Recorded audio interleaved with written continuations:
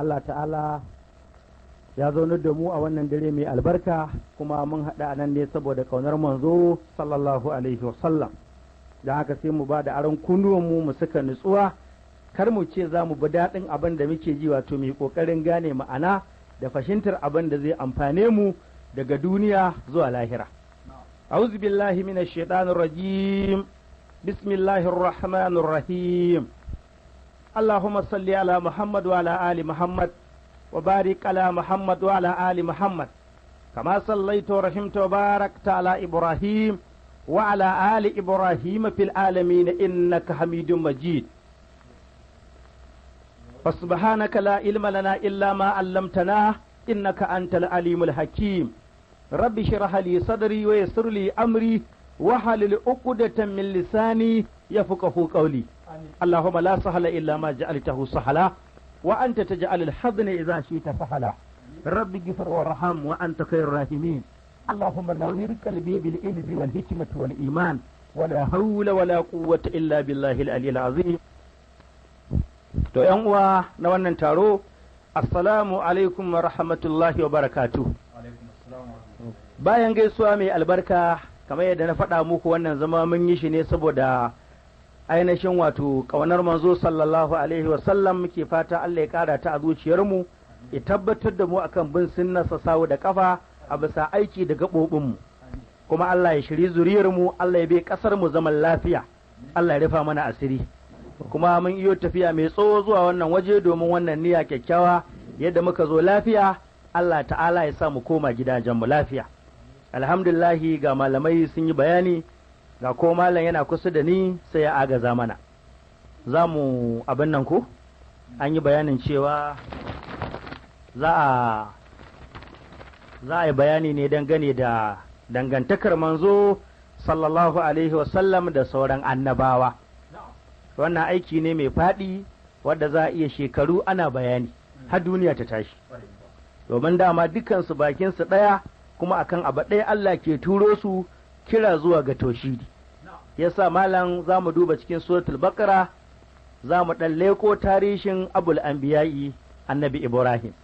Zance ne mai tsawo, malam sai ka zo kusa ka bani wasu ayoyi da jama'a za su saurara mu amfana insha Allah. Allah ya haɗa mu da haske da shiriya. Allah ya sa wannan alkur'ani ya cece mu, Allah ya sa mu gama da duniya lafiya, Allah ka albarkaci wannan rayuwa tamu. Akwai wata aya ko? Wa izubtala ko? Nan za ka ɗauko mana mu ji abin da Allah ya ce. أعوذ بالله من الشيطان الرجيم. Muna neman tsari wajen Allah subhanahu wa ta'ala, ya kare mu daga sharrin shaiɗan jefaffe daga rahama ta Allah, da da jama'arsa dukan wani tarko Allah sa mu tsallake shi. Bismillahirrahmanirrahim. Mai wannan suna Bismillahi Ar-Rahman Ar-Rahim shine Allah. Mun fara wannan karatu da sunan Allah mai rahama mai jin kai. Wa idza batala Ibrahima rabbuhu bi kalimatin fa atammahunna قال إني جاعلك للناس إماما قال ومن ذريتي قال لا ينال أهدي الظالمين. نعم to malam ya ɗauko mana babban labari ko? To ‘yan uwa kamar yadda na faɗa sai mu nutsu waɗannan ayoyi mu sa idan lura don mu ga kiran da ake mana kuma mu ƙara imani. Allah ta'ala ya ce wa izubtala Ibrahim, tuna ya Rasulallahi, lokacin da na jarraba annabi Ibrahim bi kalimatin da wasu kalmomi, shine aka ce bi awamirin wa nawahi. Allah ya jarraba annabi Ibrahim da wasu kalmomi, aka ce wa'annan gashi yayi, aka ce ga wa'annan kuma kar yayi su. Ma'ana an umarce shi da wasu abubuwa na umarni daga Allah, kuma an ce ga hane-hane abubuwan da kar a kusance su. Allah ya kallafa masa su, Allah ta'ala ya ce fa'atan mahunna ya cika su.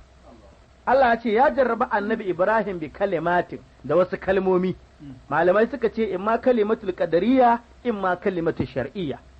Wannan kalmomi da Allah ya jarraba annabi Ibrahim aka ce ya cika su, to mu ma sai mu kula mu roki Allah umarni da aka ce mu yi Allah ba mu ikon bi hane-hane na wannan ayoyi na alkur'ani Allah samu hannu an ce abubuwan da aka jarraba annabi Ibrahim kila manasikul hajji ayyukan hajji ne wakila aka ce abubuwa ne guda 10 suna jikin kowa akwai almalmaratu kuskuren baki wal instinshaq akwai shakarwa wasiwak da aswaki wa qasi sharif da kuma wato rage gashin baki da kuma raba gashin kai gida biyu da kuma yankan farci da shirye gashin hamata wa halqul ana da wato abin nan din gashin gaba wa kitan hadda kaciya da kuma tsarki to waɗannan ne ba waɗannan ba dai mu kula cewa Allah ya umarce shi da wasu abubuwa kuma annabi Ibrahim ya cika waɗannan abubuwa fa atammuhunna Allah ya ce ya cika su qala ta'ala lahu Allah sai ya faɗa ga annabi Ibrahim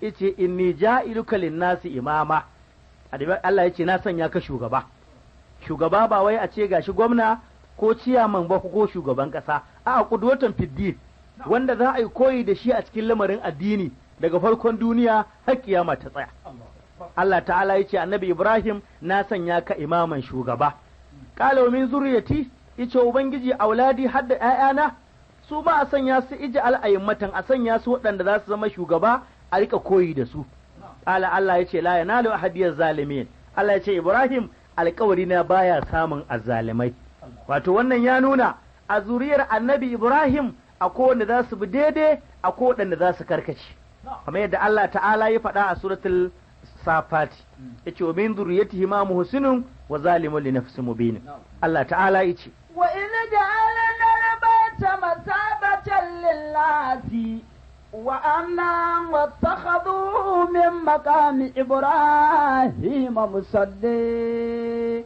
Allah yace wa ij'alna al-bayta wa ij'alna al-bayta tina san da na sanya wannan ɗaki na Ka'aba masabatan lin-nas marji'an ya subu na ilaihi min kulli janibi wajen neman lada ga mutane inda suke kai kawo wanda wani mawaki yake cewa ba dama zuciya ta je ta ga gun idanu kai sai yayi begen komawa ko ba haka bane duk wanda ya je sai yayi sha'awar komawa Allah ya ba mu ikon komawa Allah ta'ala yace gurin da na sanya shi masabatan linnas wajen neman lada ga mutane wa amna kuma na sanya gun amincaccen guri amincaccen guri wadda ba a zalunci kuma ko lokacin kai hari wal igarat kenan wadda yake faruwa a sauran gurare to nan ba a kai musu hari laraba ko a da ba sa kai wannan waje hari Allah ta'ala yace wattakizu ayuhan nas ku riƙa ya ku mutane min makami Ibrahim musalla daga makami Ibrahim ya zama wajen sallah Allah sarkin daidai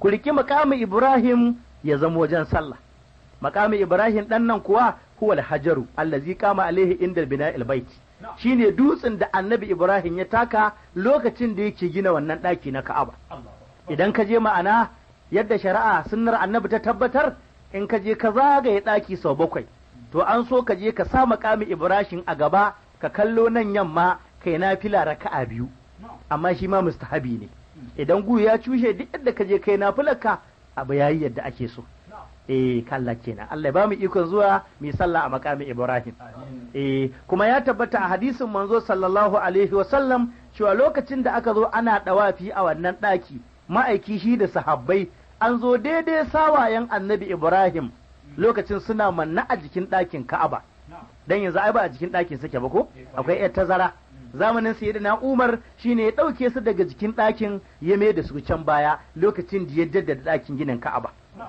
to shine mai da su daga nan baya daga baya kuma har aka kai an musu gini an dan rufe su to an zo daidai sawayan sai annabi sayyidina Umar yake cewa ya rasulullahi ina ma za mu riki makami Ibrahim ya zama wajen nafila shi yasa sayyidina Umar a hadisi yake cewa wafaqtu rabbi fi salasi yace Allah ya mun muwafuka a guri ɗaya har guri 3 gurin masu 3 ko daban-daban Allah ba mu albarkacin su wannan yana nuna mana darajar sahabban manzo Allah khulafa'ur rashidin kaga yace ina ma za a riki wannan guri na makanzan sawayen annabi Ibrahim ya zama wajen sallah sai Allah ya saukar da aya sai ga Jibril Allah yace wattakizu min maqami Ibrahim musalla mutane ku riki maqami Ibrahim ya zama wajen sallah kuma ya faru ma a hadisin manzon Allah sallallahu alaihi wasallam lokacin da ainihin wato sayyidina Umar izo ya samu annaba a fadarsa a zaune yace ya rasulullah ya da kudu alaikal barru wal fajir, wannan gida naka mutumin kirki izo ya shiga, wadda ba na kirki ba izo ya shiga, yace ina ma za a saukar da aya tsari kar mu kare shiga gidan juna. Sai Allah ya saukar da aya, Allah yace ya ayyuhal ladhina amanu la tadkhulu buyutan nabi illa an yuzana lakum ila da'amin, har zuwa ƙarshe. Sannan kuma in mun duba dai daga falalar sayyidina Umar an je yakin Badar, aka kamo ribatattu ga suna a zazzaune, sai annabi ya nemi shawarar sahabbai yaya za a yi da wa'annan.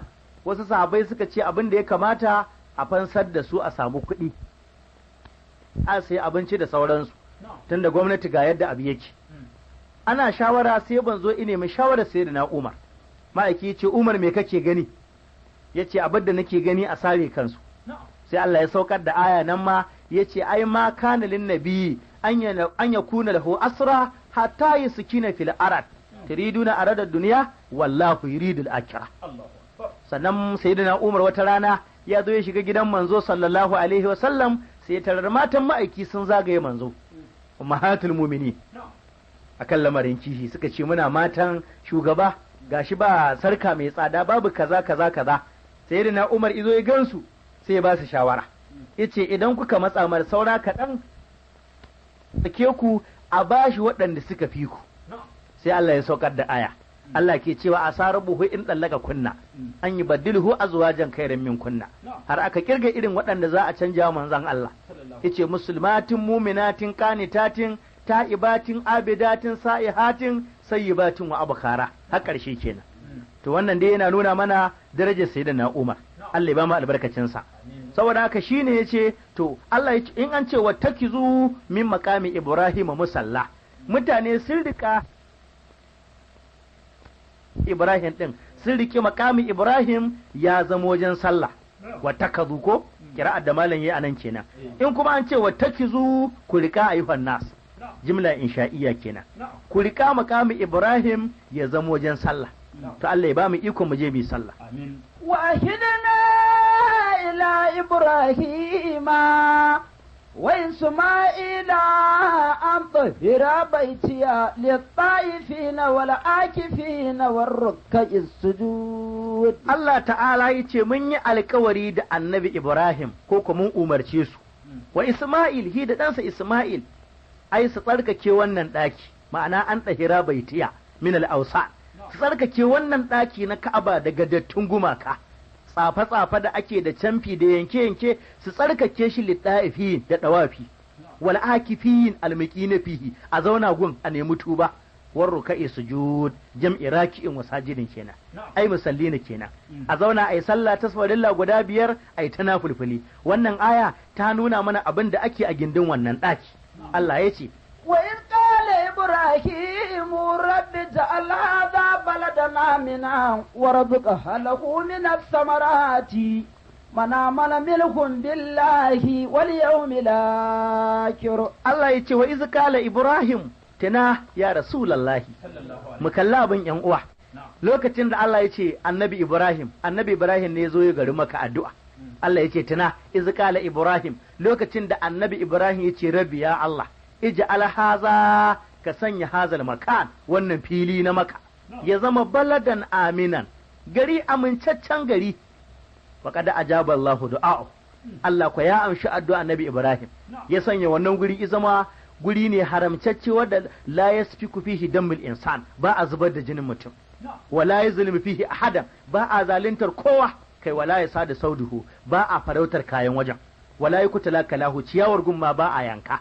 To annabi Ibrahim ne addu'a Allah ya amintar gurin, yasa annabi Ibrahim ya amintar da Makka, manzon Allah kuma ya amintar da Madina, yawa garin Makka a Madina addu'a ce ta manzo sallallahu alaihi wasallam. Allah ya ce iz qala Ibrahim, tuna san da annabi Ibrahim ya ce rabbi ij'al haza, Allah ka sanya wannan fili ya zama baladan aminan, gari amincaccen gari, warzuq ahlahu, ka azurta mutanen garin mina samarat, da dangin ƴaƴan itatuwa kala wa kada fa'ala, an ku aikata haka. Allah ya aiko ya sa Jibril iya je iya yabo ƙasa a Sham, aka zo aka dasa ta a ɗai, domin guri ne wanda da fako ne, wato kekuwa baya ɗauka shuka, annabi Ibrahim ya ce ka azurta mutanen garin nan da abinci, amma wa za ka yi wa arzikin? Sai ya ce man amana minhum billahi wal yawmil akhir, wanda ya imani da Allah da kuma ranar alkiyama.